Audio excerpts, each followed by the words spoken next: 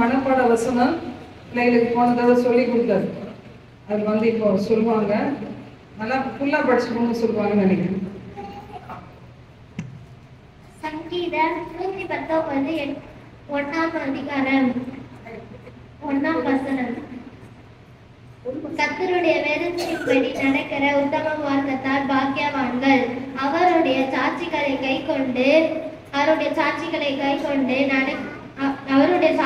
கைக்கொண்டு அவரை முழு இருதயத்தோடும் தேடுகிறவர்கள் பாக்கியவான்கள். அவர்கள் அநியாயம் செய்வது இல்லை, அவர்களுடைய வழியிலே நடக்கிறார்கள். உமது கட்டளைகளை நாங்கள் கருத்தாய் கைக்கொண்டு நீர் கற்பித்தீர். உமது பிரமாணங்களை நாங்கள் கருத்தாய் கைக்கொள்ளும்படி நீர் கற்பித்தீர்.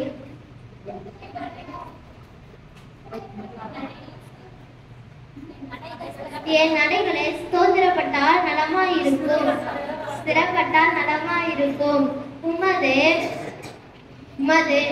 உம்முடைய நீதி நியாயங்களை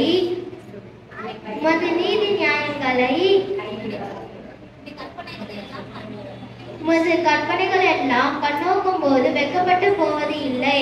உம்முடைய நீதி நியாயங்களை கற்றுக்கொள்ளும் போது செம்மையான இதயத்தால் உம்மை துதிப்பேன். உமது பிரமாணங்களை கைக்கொள்ளுவேன். முற்றிலும் என்னை கைவிடாதேயும்.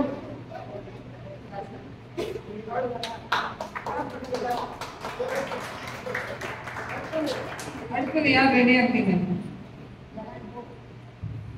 சொல்லுங்க, சீக்கிரம் டைம் ஆகுது. வரீங்களா வரலையா? சரி, ஓகே ஓகே. பிரைஸ் சொல்லணும், ஃபர்ஸ்ட் பிரைஸ் ஒரு வசனம் சேர்த்து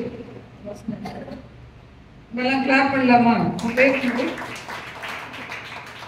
பேரு காவியாக்கு ஒரே ஒரு பிரைஸ் தான், மற்றவங்க எல்லாம் படிச்சுட்டே வரலாம்.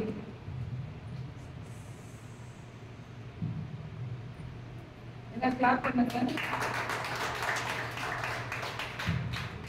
கர்த்தர் நல்லவர்.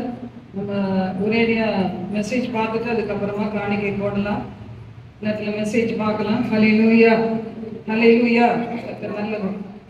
ஆண்டவரே, இந்த பிள்ளைகள் எல்லா பிள்ளைகளும் கத்துக்கிறதுக்கு நீங்க உதவி செய்யுங்க ஆண்டவரே.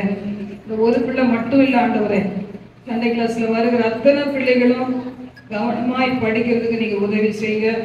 இன்னைக்கு ஆண்டவரே, சின்ன பிள்ளைகள் அவங்களுடைய உள்ளத்துல போடப்படுகிற விதைகள் ஆண்டவரே, என்னைக்குமே கர்த்தாவே அது உள்ளத்துல இருந்து அழியவே அழியாது தகப்பனே. அப்பாமே ஸ்தோத்தரிக்கிறோம். சங்கீதம் 119 முதல் 8 வசனம் நான் நினைக்கிறேன்.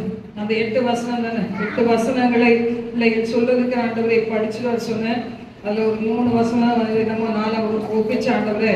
இப்பொழுதும் ஆண்டவரே தகப்பனை சில வசனங்களை தகப்பனை அப்பா சீஷர்களுடைய பெயர்களை சொல்றதுக்கு ஒரு 3-4 பெயர்கள் சொன்னா நினைக்கிறேன். அப்ப சங்கீதம் 119 சொல்ல உதவி செய்தி இன்னமும் ஆண்டவரே இந்த மனதுல இருத்தி இந்த பிள்ளைகள் எப்பொழுதுமே மனதுல பதித்துக் கொள்ள கிருபை தான்.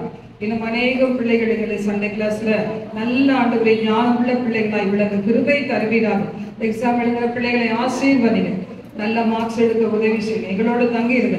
இயேசுவின் நாமத்தில் ஜெபிக்கிறோம் பிதாவே, ஆமென். இந்த நாளில் நாம் பார்க்க போகிற செய்தியின் தலைப்பு கொஞ்சத்தில் உண்மை. கொஞ்சத்துல உண்மை. இன்னைக்கு ஆண்டவர் பாருங்க, இந்த உண்மை குறிச்சு ரொம்ப நம்மிடத்துல எதிர்பார்க்கிறார். கொஞ்ச நேரத்துல நமக்கு தெரிஞ்சது யாராவது உண்மையா நடக்கிறாங்களா பொய்யா நடக்கிறாங்களா. நேற்று கொஞ்ச நேரம் காலையில இருந்து கொஞ்சம் வேலை எல்லாம் நடந்துட்டு இருந்தனால இங்கே இருந்தேன். அம்மா எப்போ சொல்லுவாங்க, எப்போ பார்த்தா சொல்லுவாங்க, நீ எப்போதும் ஜாப் பண்ணிட்டே இருப்பேன், பைப் வாசிட்டே இருப்பேன் அப்படி சொல்லுவாங்க பாருங்க. இங்க கொஞ்ச நேரம் உட்காரத்துக்கு முடியல, செல்போனே நோண்டிக்கிட்டு அங்க பேசி இங்க பேசி அப்படியே தெரிஞ்சு போச்சு எவ்வளவு நேரம் செலவு பண்ணுவாங்க. அந்த கான்சென்ட்ரேஷனே இல்ல பாருங்க, கவனம் செலுத்துறது இல்ல. நம்ம வாழ்கிற காலம் கடைசி கொடிய காலம். ஆலயத்துக்கு சரி எனக்கு துணைக்க கொஞ்சம் உட்காருன்னு சொல்லும் போது இந்த நேரம் கிடைச்சா எவ்வளவு அருமையா பயன்படுத்தலாம். மனம் விட்டு ஆண்டவரோட பேசி நல்ல தனிமையில வசனங்களை வாசிச்சு எழுதி வச்சுட்டு அதை யூஸ்ஃபுல்லா பயன்படுத்துறதுக்கு அதுக்கு பதிலா சும்மா அங்க போறது இங்க போறது, அங்க உட்கார்ந்து இங்க உட்கார்ந்து பேசுறதும் சொன்னேன். இந்த மாதிரி தான் நமக்கு ஆகாது, நீ போய் பைபிள் எடுத்து வாசிக்கல தூக்கு அப்படின்னு சொல்லிட்டேன். அந்த மாதிரி நம்ம எந்த அளவுக்கு உண்மையா இருக்கணும் கர்த்தர் சமூகத்துல பாருங்க. இப்படி ஒரு ஆலயம் கிடைச்சு இது மட்டும் திறந்திருந்தா, இது தெரிஞ்சிருந்தா எத்தனையோ பிள்ளைகள் இங்க வந்து என்ன செய்வாங்க, ஜெபம் பண்ணிட்டு போவாங்க. அவங்க உள்ளத்தை உடைச்சு ஊத்திட்டு போவாங்க. நமக்கு நல்லா தெரியும் தேவனுடைய ஆலயம் இந்த நேரம் திறந்திருக்கு, நான் எங்க உட்கார்ந்து நான் உங்களுக்கு லிங்க்ல பேசுறேன் எல்லாம் தெரியும். இருதயத்தை ஊத்தி ஜெபம் பண்றதுக்கு இந்த இடத்தை தேவன் பரிசுத்தப்படுத்தி வைத்திருக்க எத்தனை பேர் பாருங்க பக்கத்துல வர்றதே கிடையாது. எல்லாம் லிங்க்ல சாயந்தரம் சுகமளிக்கு அபிஷேக ஆராதனை லிங்க்ல வரீங்க. என்ன பிரயோஜனம்? ஆண்டவர் இயேசு யாரையெல்லாம் தொட்டாரோ அவங்கதான் சுகமடைஞ்சாங்க. இயேசுவை தொடும்படி வேண்டிக் கொண்டார்கள். நேற்று பார்த்தோம் சந்தி அருகில சந்தை வெளியிலாம் ஜனங்கள் தேவையுள்ள ஜனங்களை உட்கார வைத்து இயேசு வருகிறார்னு கேள்விப்பட்டு அவரை தொடும்படிக்கு வேண்டிக் கொண்டார்கள். அவ்வளவு கிரௌடு. அத்தனை கிரௌடுக்கு நடுவுல ஒரு நடக்க முடியாதவங்க வச்சிருப்பாங்க, கண்ணு தெரியாதவங்க வச்சிருப்பாங்க. எப்படிலாம் அவங்க வந்து இயேசுவை தொடரணும்னு ஆசைப்பட்டாங்களோ அவங்களை எல்லாம் வச்சிருந்தாங்களா. இயேசு கிறிஸ்து யாருக்காகவும் பெரியெல்லாம் ஜெபம் பண்ணல. அவரை நம்பிக்கையோடு தொட்டவங்க எல்லாரும் சுகமானாங்களாம். அப்ப இன்னைக்கு நம்ம என்ன நினைக்கிறோம்னா, எல்லாம் பார்சல் போட்டு நம்ம வீட்டுக்கு வரோம். நம்ம என்ன செய்யறோம், கூகுளே ரிசீவ் பண்ணிக்கிறோம். கூகுள் மீட்ல ரிசீவ் பண்றவங்க இருக்கிறாங்க. எங்கன்னா இருந்து பாருங்க, வெள்ளூர்ல இருந்து, அது மாதிரி திருப்பதியூர் தண்டையார்பேட்டை அந்த பகுதியில இருந்து, மீட்டு பகுதியில இருந்து, நாகர்கோயில் பகுதியில இருந்து, ஹைதராபாத்ல இருந்து அவங்க எல்லாம் என்ன செய்யறாங்க, ஒரு சின்ன ஜெபத்தின் மூலம் ஆசீர்வதிக்கப்படுறாங்க, சுகம் அடைகிறாங்க. ஒரு நாள் பாருங்க, நம்ம போயிட்டு வந்தோம் ஒரு செவ்வாய்க்கிழமை, அந்த ஆட்டிசம் பிரச்சனை உள்ள ஒரு வீட்டுக்கு நம்ம போயிட்டு வந்தோம். அந்த மகன் பாருங்க எப்போதும் அலறி அலறி அலறி சத்தம், அழுக, ஏன்னு தெரியாது. அந்த இடத்துக்கு போய் நம்ம ஒரு செவ்வாய்க்கிழமை ஃபாஸ்டிங் இருந்து ப்ரேயர் பண்ணிட்டு வந்தோம். அதுக்கு பிறகு கொஞ்ச நாட்கள் கழிச்சு மறுபடியும் அதே மாதிரி கத்தி அலறும் போது பாத்தீங்கன்னா, ஒரு சபையில வந்து வார்த்தைகள் பிரசங்கித்து கொண்டு இருந்தேன். அந்த நேரம் ஸ்டார்டிங் ப்ரேயர். உடனே என்னாச்சு, அந்த அபிஷேகம் அவனுக்குள்ள போய் உடனே அந்த பிசாசு அலற செய்த பிசாசு அமைதி ஆக்கிடுச்சு. இன்னைக்கு வரைக்கும் அந்த பையன் நல்லா இருக்கான் பாருங்க. ஹல்லேலூயா. அத மாதிரி ஒரு நிர்பந்தமான நிலைமையில நீங்க கூகுள் மீட்ல வந்தீங்கன்னா பரவாயில்ல, பக்கத்துல வீடுகள் இருக்குது. காலையில வர அந்த 1 மணி நேரம் 2 மணி நேரோட சரி, அவ்வளவுதான். அதுக்கு பிறகு வர்றதே இல்லை. கால ஆராதனைக்கு வராம இருக்கிறவங்க அட்லீஸ்ட் ஈவினிங் ஆராதனைக்காக வரலாம், அது கூட வர்றதே கிடையாது. அப்ப பாத்தீங்கன்னா நம்ம எவ்வளவு தூரம் இயேசுவை கனம் பண்ணுகிறோம் யோசித்து பாருங்க.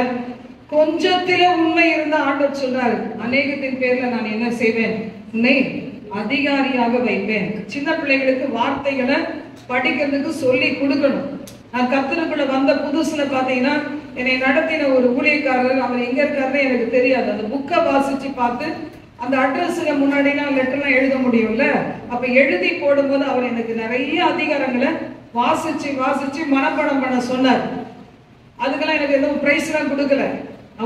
உட்கார்ந்து அதை வாசித்து வாசித்து மனப்பாடம் பண்ணின வார்த்தைகள் இன்னைக்கு என் மனசுல நிறைஞ்சிருக்கு. நிறைய அதிகாரங்கள், நிறைய வசனங்கள் எல்லாமே எனக்கு மனப்பாடம் பண்ண சொல்லி அவர் சொன்ன காரியத்துக்கு அப்படியே கீழ்ப்படிஞ்ச அது மனசுல நிறுத்தப்பட்டு இருக்குது. இந்த பிள்ளைகளுக்கு என்ன செய்யணும், வேத வசனங்கள் எவ்வளவு அளவுக்கு உள்ள போகுதோ அதை அவங்க ஸ்டோர் பண்றாங்களோ அந்த அளவுக்கு பாவ உலகத்துல அவங்க பாவம் செய்ய மாட்டாங்க, பரிசுத்தமா இருப்பாங்க. வாலிபன் தன் வழியை எதினால் சுத்தம் பண்ணுவான், கர்த்தருடைய வசனத்தின்படி தன்னை காத்து கொள்ளுகிறதுனால் தானே. தாவீது சொல்றார், இந்த வசனங்கள் எல்லாம் என் இருதயத்துல போட்டு கொண்டபடினால அது என்னை காக்கக்கூடியதா இருக்கிறது, ஞானத்தை கொடுக்கக்கூடியதா இருக்கிறது. அப்ப வேத வசனங்களை படிக்கிறது எவ்வளவு அவசியம் பாத்தீங்களா? கேட்கறது அவசியம், வாசிக்கிறது அவசியம், உண்மை வேணும். இப்ப இதுல நம்ம பார்க்கும்போது பாருங்க, ஒவ்வொருத்தருக்கும் ஒரு கடமையை கொடுத்திருக்கிறார். ஒரு லேடியா இருந்தா, ஒரு சகோதரியா இருந்தா அந்த குடும்பத்தை கட்டுகிற கடமை அவங்களுடையது. சகோதரர்களா இருந்தா வேலைக்கு போய் சம்பாதிக்க வேண்டியது அவர்களுடைய பொறுப்பு. பிள்ளைகளா இருந்தா என்ன செய்யணும், அவங்க நல்லா படிக்கணும், ஒழுக்கமா நடக்கணும், அம்மா அப்பாவுடைய மனசுக்கு ஆறுதலா இருக்கணும், சந்தோஷமா இருக்கணும். பிள்ளைகள் என்ன செய்திருக்கணும், கர்த்தரால் போதிக்கப்பட்ட பிள்ளைகளா இருந்து இருக்கணும். ஒழுக்கத்தை வீட்டுல சொல்லி கொடுக்கணும் பிள்ளைகளுக்கு. சபைக்கு வரும்போது என்ன செய்வாங்க, அதை அப்படியே ஃபாலோ பண்ணுவாங்க. வந்துட்டா போதாது, சேட்டை பண்ணிக்கிட்டே இருந்தா கர்த்தரை கண்ணு பார்க்கும். பார்த்தீங்களா? எத்தனை வயசு வரைக்கும் அப்படி குழந்தையா இருந்தா பரவாயில்ல, அதை விட்டுலாம். அது குழந்தை ஏதோ ஆசைப்படுது, அது வந்து சொல்லுது, கிறிஸ்துலா குழந்தை நானும் சொல்றேன்னு சொல்லுது. அது எதத்தை சொல்றதுக்குன்னு தெரியுது. பாருங்க, நான் எல்லாம் சொன்னா பிரைஸ் கிடைக்கும், நம்மளுக்கு ஏதாவது பிரைஸ் கிடைக்கும். பாத்தீங்கன்னா அந்த குழந்தைக்கு இருக்கிற ஆர்வம் பாத்தீங்களா பெரிய பிள்ளைகளுக்கு இருக்குதா? யோசிச்சு பார்க்கணும். சின்ன வயசுலயே வந்ததுனால நம்ம ஒரு அம்மா டாக்டர் அம்மா உட்காந்து இப்ப கொஞ்சம் கொஞ்சம் அப்படி போயிட்டு இப்படி போயிட்டு வராங்க. ஜிக்ஸாக்கா நடக்கிறாங்க. நேரா நடன்னு சொல்றாரு ஆண்டவர். ஜிக்ஸாக்கா இப்படி போறதும் அப்படி போறதும் கேட்டா சொல்ற வேலை இருந்துச்சு ஆண்டி, அப்படிதானே? Class okay. 2 சாமுவேல் 8ஆம் அதிகாரம் 13 முதல் 15 வாசிக்கும் போது தாவீதுடைய உண்மை பாத்தீங்கன்னா அவனை தேவன் ஆசீர்வதிக்கிறது காரணம். ஒரு சின்ன காரியத்திலிருந்து அவன் ராஜாவாக மாறி எல்லா ராஜாக்களை முறியடித்து அவன் ராஜ்ய பாரத்தை அவன் வந்து பெரிதாய் விஸ்தாரிக்கிற வரைக்கும், விஸ்தரித்து வந்த காலங்கள் வரைக்கும் பாத்தீங்கன்னா அவர் எப்படிதான் இருந்தார்? உண்மையா இருந்தார். வாசிப்போம் 13ல இருந்து 15. தாவீது உப்பு பள்ளத்தாக்கிலே 18,000 சீரியரை முறியடித்து திரும்பினதினால் கீர்த்தி பெற்றார். உப்பு பள்ளத்தாக்கிலே 18,000 சீரியரை முறியடித்து திரும்பினதால் கீர்த்தி பெற்றார். யாராவது ஆண்டவர் சொல்லியிருக்கிறாரா என்னை தொழுதுகிட்டா உன் களஞ்சியம்லாம் நிரம்பும் சொல்லியிருக்கிறாரா? நீ கையிட்டு செய்கிற உன்னை கைகளின் பிரயாசத்தை கர்த்தர் ஆசீர்வதிப்பார் சொல்லியிருக்கிறார். உன் கைகளின் பிரயாசத்தின் பலனை நீ அனுபவிப்பாய், உனக்கு பாக்கிய நன்மையும் உண்டாயிருக்கும் அப்படிதான் சொல்லி இருக்கிறார். அப்ப பாத்தீங்கன்னா நம்ம எல்லாருக்கும் தேவன் ஒரு கடமை கொடுத்திருக்கிறார். அப்ப அந்த கடமையில நாம் எப்படி இருக்கணும்? உண்மையா இருக்க வேண்டும்.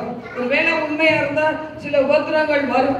யோசேப்பு உண்மையா இருந்தார், ஆனா என்ன கிடைச்சது? உண்மையா இருந்ததுனால சிறைச்சாலை தான் கிடைச்சது. ஆனா அந்த சிறைச்சாலை முழுக்க முழுக்க அங்கே இல்லை, சிறைச்சாலையிலே ஆண்டவர் கூடவே இருந்தார். உண்மை நிமித்தம் நம்ம உண்மையா வாழ்ந்தோம். நமக்கு சில பாடுகள் வருது, நிந்தனைகள் வருது, சில அவமானங்கள் வருது, தூக்கி எறியப்படுகிறோம்னா அது நம்முடைய அடுத்த படியான வாழ்க்கையின் ஆசீர்வாதத்துக்கு அதுதான் அஸ்திபாரமே.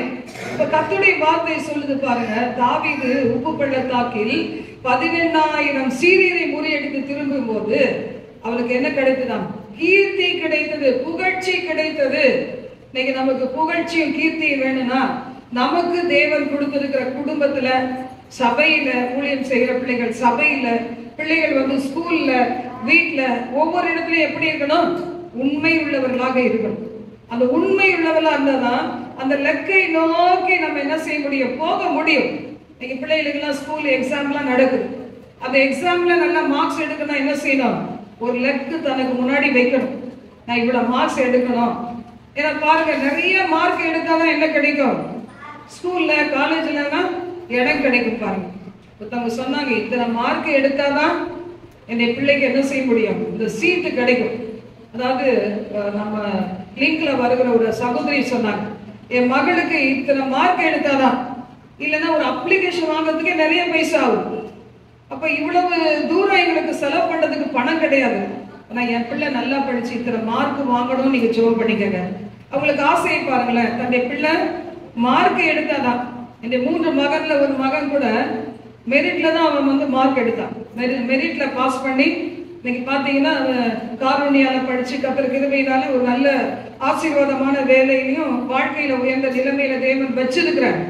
எங்க கிட்ட அந்த யாழ்ல இல்லாம தான் அவனை படிக்க வச்சோம். நாங்க படிக்க வச்சது கடன் வாங்கி தான் படிக்க வச்சோம். ஆனாலும் கர்த்தர் கூடவே இருந்து கடன்களையும் அடக்க வச்சு அவன் மூலமா எங்களுடைய குடும்பத்தை ஆசீர்வதித்தார். ஹல்லேலூயா, ஹல்லேலூயா. இந்த பிள்ளைகள் நம்முடைய ஊழியத்திலே உதவியா இருக்கிறாங்க. என்னையும் விசாரித்து தாங்குகிற பிள்ளைகளா இருக்கிறாங்க. அப்ப கர்த்தருடைய வார்த்தை பாருங்க சொல்லுகிறது, தாவீதை சேவிக்கிறவர்களாய் மாறினாங்களா? ஏதோமில் தானியங்களை வைத்தான், ஏதோம் எங்கும் அவன் தானியங்களை வைத்ததினால் ஏதோமியர் எல்லாரும் தாவீதை சேவிக்கிறவர் ஆனார்கள். நீங்களே யோசித்து பாத்தீங்கன்னா, யாருக்கு இந்த உலகம் கனம் கொடுக்குது? பணம் உள்ளவங்க, போஸ்டிங்ல இருக்கவங்க, நிறைய படிச்சவங்க, ஏதோ ஒரு விதத்துல அவங்களுக்கு ஏதாவது இருந்தாதான் அவங்கள மதிக்கிறேன். இப்ப நம்மள தேவன் பாருங்க, அதெல்லாம் நித்தியம் இல்லாது, நிரந்தரம் இல்லாதது. நான் தேவன் தமது பிள்ளைகளுக்கு கொடுக்கிற எல்லாத்தையும் எப்படி தருவாராம்? கர்த்தர் தம்முடைய ஆசீர்வாதத்தோடு வேதனையை கூட்டவே மாட்டார். கர்த்தரின் ஆசீர்வாதம் என்ன செய்யும்? ஐஸ்வர்யத்தை தரும். அதனோட வேதனையே கிடையாது. பிசாசு கூட ஆசீர்வதிக்கிற மாதிரி ஆசீர்வதிக்கும். எடுக்கிறப்ப என்ன செய்யறோம்? மொத்தத்தையும் எடுத்துரும். பாருங்க, ஏதோ பிரெக்னென்ட் ஆகிற மாதிரி காமிச்சு நம்ம ஊழியர்களை நடந்தது சொல்றேன். 8 மாசம் பிரெக்னென்ட் ஆயிடுச்சு, வயிறு மட்டும் கொஞ்சம் சின்னதா இருக்குன்னு சொல்லிக்கிட்டே இருந்தாங்க. அப்புறம் போய் டெஸ்ட் பண்ணா அந்த குழந்தையே இல்லை, காத்து. அப்ப கர்ப்பத்தின் கனி யாரால கிடைக்கும்? கர்த்தர் கொடுக்கிற சுதந்திரம்னு அவங்க புரிந்து கொண்டு அதுக்கப்புறம் வந்து ஜெபிச்சு பிரேயர் ஆயில் வாங்கிட்டு போனாங்க. ஆண்டவர் அதை உபயோகப்படுத்தின அந்த கட்டுகளை தேவன் உடைத்து பாவங்களை மன்னிச்சு இன்னைக்கு 3 பிள்ளை, முதல் 1 பிள்ளை, அடுத்த பிரசவத்துல 2 பிள்ளை, ரெட்ட பிள்ளைங்க. அப்படி பாருங்க, ட்வின்ஸா கொடுத்துட்டார். தேவன் கொடுக்குற ஆசீர்வாதம் பெரியது. அல்லேலூயா. அவங்க மறந்தாலும் நான் மறக்க மாட்டேன்.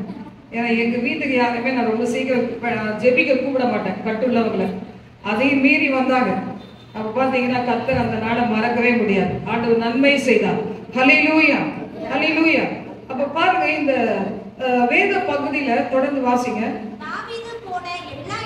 தாவீது போன எல்லா இடங்களிலும் கர்த்தர் அவனை காப்பாற்றினார். இப்படியே தாவீது இஸ்ரவேல் அனைத்தின் மேல் ராஜாவாய் இருந்தார்.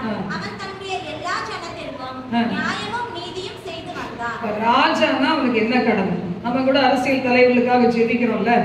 அரசியல் தலைவர்கள் இப்ப இருக்கவங்க, நான் எப்பவுமே ஜோமோட ஸ்டாலின் முதல் நரேந்திர மோடி, அதான் தெரியும், இடையில உள்ளது தெரியாது.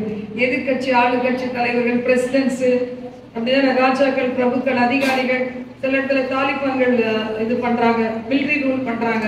இன்னும் கொஞ்சம் பேர் என்னமோ கலர் போட்டுட்டு அது ஒரு பக்கம் பண்றாங்க. ஆனா அவங்களுக்கு எல்லாம் என்ன அழகு? ஏழையை விசாரிக்க சிங்காசனம் என்ன செய்திருக்கோம்? என்றைக்கும் நிலை பெற்றிருக்கும். ஏழையும் திக்கச்சவர்களையும் நடுத்தர குடும்பங்களையும் எந்த அரசாங்கம் பாதுகாக்குதோ, எந்த தலைவர்கள் பாதுகாக்கிறாங்களோ அவங்களுடைய சிங்காசனம் என்றைக்கு நிலைத்திருக்கும் அப்படின்னு சொல்றதுனால நம்ம அதெல்லாம் ஜெபிக்கிறோம். இல்ல பாருங்க, ராஜா வாகிய தாவீது தன்னை காரியத்தை அருமையா செய்ததுனால அவன் எங்க போனாலும் வந்தாலும் புகழ்ச்சியும் கீர்த்தியுமாய் வைத்து கர்த்தர் கூடவே இருக்கிறார், விட்டு விலகவே இல்லை. நேற்று ராத்திரி எல்லாம் சினிமாவெல்லாம் பார்த்துட்டு இன்னைக்கு காலையில் இங்க வர முடிஞ்சுதா? வர முடியல. காலையில் எழும்பும் போது அவங்களுக்கு எல்லாமே வந்திருக்கும். போன பிசாசு வந்திருக்கும், போன பாவங்கள் வந்து 10 மடங்கு உள்ள போட்டு அமுத்திருக்கும். படுக்கை விட்டு அவங்க எழுந்திருக்க முடியாமலே இருந்திருப்பாங்க. அடுத்த வாரம் கேட்டா என்ன சொல்லுவாங்க? போன வாரம் ஜோரம் சிஸ்டர், காலையில நைட்டுல நல்லா தான் இருந்தேன், காலையில உடம்பு சரியில்லை. காரணம் இரவெல்லாம் செய்யற பாவங்கள். இன்னைக்கு குறிச்சு நேற்றே அவங்க என்ன செய்யணும்? நம்ம எல்லாருமே ஆயத்தமாகி ஒரு ட்ரெஸ் போடுறது வந்து முடிவு பண்ணி எத்தனை மணிக்கு எழும்பணுமோ எழுந்து புறப்பட்டோம்னா இந்த ஆராதனை துவங்குற நேரத்துக்கு வந்திருக்க முடியும். அப்ப இன்னைக்கு நாம சொல்ற ஒரு சாக்கு போக்கு என்ன? உடம்பு சரியில்லை, 6 நாள் நல்லா இருக்கிறேன், 7வது நாள் சர்ச்சுக்கு வரும்போது மட்டும் உடம்பு சரி. இது யாராவது உங்களுக்கு மந்திரம் பண்ணணுமா என்ன? நம்மளுக்கு வச்சுக்கிற வேணா சொல்லுவாங்கல்ல, சொந்த காசு எடுத்து ஏதோ அவங்களுக்கு என்னமோ பண்ணிட்டாங்க. இந்த வார்த்தை கூட சொல்ல பிடிக்குது. அப்ப கர்த்தர் நமக்கு எதுக்கு படைச்சிருக்கிறாரு? தன் கடமை நம்முடைய கடமையை செய்வதற்காக இந்த உலகத்துல படைச்சிருக்கிறார். அப்ப அந்த கடமையை செய்வதில் நம்ம எப்படி இருக்கணுமா? உண்மையா இருக்க வேண்டும். எதுக்காக ஆண்டவர் படைச்சிருக்காரு சொல்லுங்க பார்க்கலாம். ஒரே ஒரு வசனம் இருக்குது. எதுக்காக கர்த்தர் பூமியில மனிதனை படைத்தார்? யார் சொல்றீங்க? அது கல்யாணத்துக்கு. அவன் வயசு பார்த்தீங்களா? தேவ பக்தியில சந்ததியை பெற்றெடுக்கா இல்ல, வேற எது சொல்லுங்க பார்க்கலாம். இல்ல இல்ல, வசனத்தோட என்னதான்?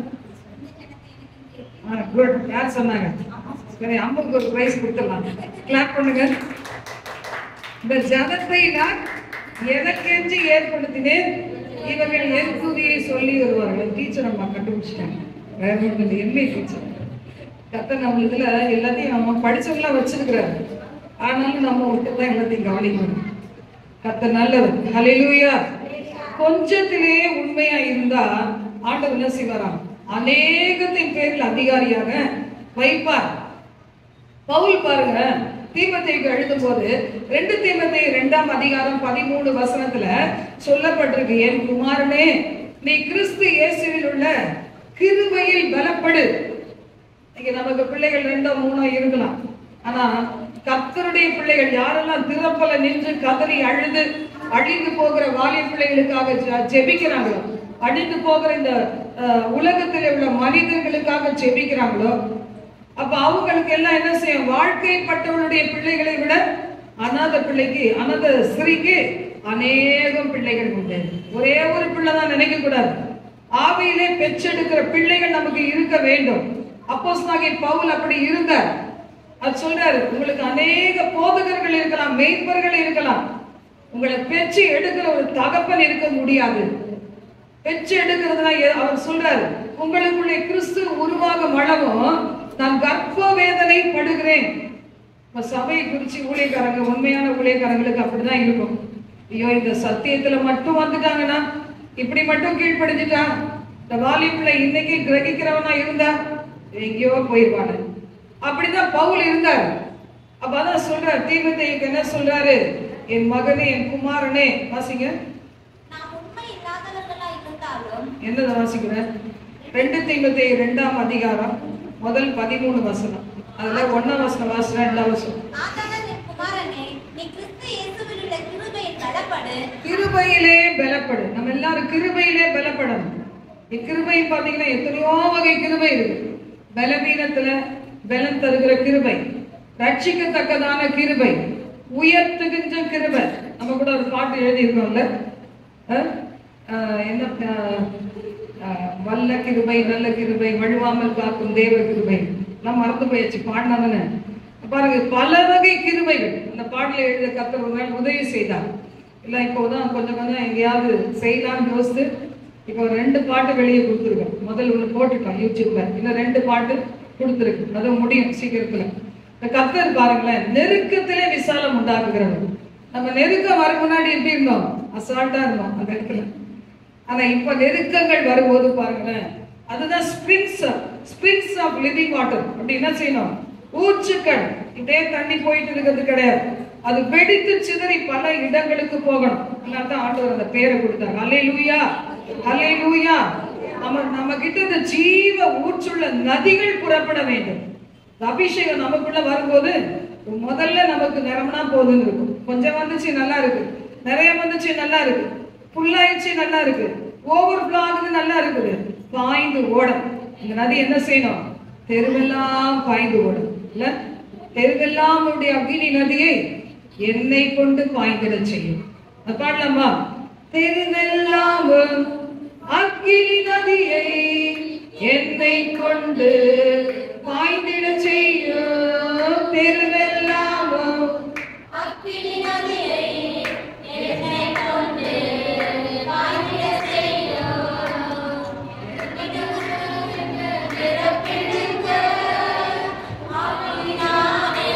நிரப்பிடுங்க, நிரப்பிடுங்க, என்ன நிரப்பிடுங்க, பல்லை போல் பயன்படுத்திடுங்க. புக்க பார்த்தானா வரும். டெய்லி பாடுற பழக்கம் தான் என்ன செய்யலாம்? பாட முடியும். நீங்க எந்த அளவுக்கு தெரிஞ்சு வச்சிருக்கீங்க. அப்ப பாருங்க, தெருவெல்லாம் அக்னி நதி என்னை கொண்டு பாய்ந்திட செய்யும். நம்மையும் பாதுகாக்கும் அந்த அக்னி அபிஷேகம். தெருவுல இருக்கிற பாவத்தின் ஆவியை சுட்டி எரிக்கும். பாவத்தை பார்த்து நம்ம என்ன செய்ய வேண்டாம்? ஐயோ, நம்ம மேல ஒட்டிக்குமோ, தீட்டு பட்டுமோ அப்படி நினைக்க வேண்டாம். அந்த பாவத்தின் ஆவி, பிசாசின் கிரிகள், பிலிசூனியத்தின் கிரிகள், மாந்திரிகத்தின் கிரிகள் என்னை கொண்டு அக்னி நதி பாய்ந்து அதெல்லாம் எரிச்சு போடும். நமக்கு அடிக்கடி ஞாபகப்படுத்துற ஒரு காரியம் என்ன? ஏகூத் என்கிற நியாயாதிபதி, அவன் பலவீனனா இருந்தான், அவன் ஒல்லியா இருந்தான், ஒண்ணுமே பலன் இல்லாதவனா இருந்தான். ஏகூத் என்கிற அந்த எக்லோன் ராஜாவை முறியடித்தான். எக்லோன ராஜாவாக்குனது காரணம் என்ன? மாம்ச மலை, பெரிய மாம்ச மலையா. அவனை தூக்கி நிறுத்தத்துக்கு ஆள் வேணும். அவனை போய் ராஜாவாக்குனாங்க.